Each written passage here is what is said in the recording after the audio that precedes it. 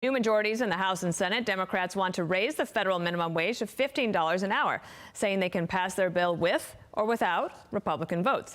Let's bring in our panel now to discuss. Jason Furman, former Obama Economic Council chairman, and Doug Holtz-Eakin, president of the American Action Forum. They join me now. Let me ask you, Doug, I saw that somebody said if Republicans can use reconciliation to pass tax bills and tax cuts, then should the Democrats then go ahead and do this if it's going to help working families, a $15 minimum wage? What do you think about that? A tax bill is a straightforward use of reconciliation. That's why it was created, to raise and lower taxes and spending. It's a budgetary procedure. It wasn't invented for things like the minimum wage, which might have some budgetary implications, but those are incidental to the policy objective. I mean, if you really want to use the reconciliation to raise the minimum wage, you have to be willing to say, our main goal here is to raise taxes on people who make the least money. That's using it for budgetary purposes. That's not what's going on here. Jason, is this the right way to do it? Look, let's just ask whether the objective is the right objective. The minimum wage right now nationwide is $7.25 an hour. It hasn't been increased for more than a decade. That means year in and year out, it's eroded by inflation. We should be raising the minimum wage. The best way to raise the minimum wage would be to get a large number of senators from both parties to support it. If you can't get that, then, that's something that the Senate will need to figure out what the procedure is. But those are that may be the procedural case, details. The important thing is raise it. Do you tack this on to a $2 trillion COVID relief bill? What does the minimum wage have to do with COVID? The question is it a good idea or a bad idea? Well, I asked you a different question. The Senate rules have constantly changed in terms of, do you need 50 votes, do you need 60 votes? Originally, the procedure was to cut the deficit. Then it was used to increase the deficit. That was a new way to use the procedure.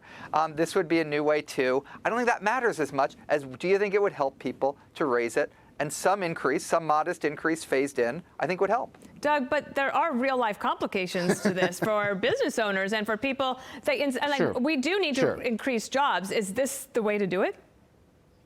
No, this is not the way to do that. And, the evidence is in. The Congressional Budget Office has spoken clearly on this, summarizing the research literature. This is going to cost the economy jobs.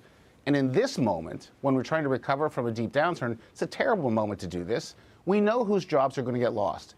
We know where the income is going to come from. Because if you write a law that says raise the minimum wage, that doesn't mean there's any more money. So the money has to come from somewhere. It's going to come from a small business owner who can't reopen when the virus is contained. It's going to come from a worker who doesn't get to go back to work because the owner can't afford to pay the full staff anymore.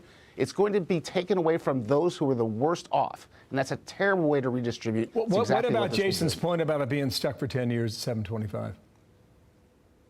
Look, if you want to raise the minimum wage to something reasonable, not more than double it in the middle of a recession, that's a conversation people can have. You should also be different by location. The labor market in New York City and a healthy economy is very different than the one in the rural Midwest. So the idea that you, with the stroke of a pen, have a one-size-fits-all more than doubling of the minimum wage is really the least wise way to do this. Jason, let me switch topics with you. I, by the way, agree with Doug. I think it should vary from place to place. I think it should be phased in over time. I don't think it should be a huge increase this year until the economy's back on its feet. But it should be on an upward path. Does President Biden agree with you on that? We can debate what that path is. Jason, do you know if President Biden agrees? I don't. He certainly has called for $15 an hour. I don't think he's called for a particular date. There's legislation in the Senate that would do that over about 4 years. That's presumably an opening offer, and people will have to discuss, what the path is and how long it takes you to get to that number. Think it still should be tied to the COVID bill? But Jason, why in the middle of a recession is this the top priority? I mean, why now? Why jam it in with a COVID relief deal? It has nothing to do with that. Go ahead. Oh, it's a priority. A new president brings with them change, and that's what we're seeing. I think the American people broadly support a minimum wage increase, and he's trying to deliver on that. As he's not just going to do one thing at a time. Okay, we're going to conclude this, and we're going to mark you down as a maybe, all right? But gentlemen, come back, okay? Jason and Doug, thank you so much for your time today.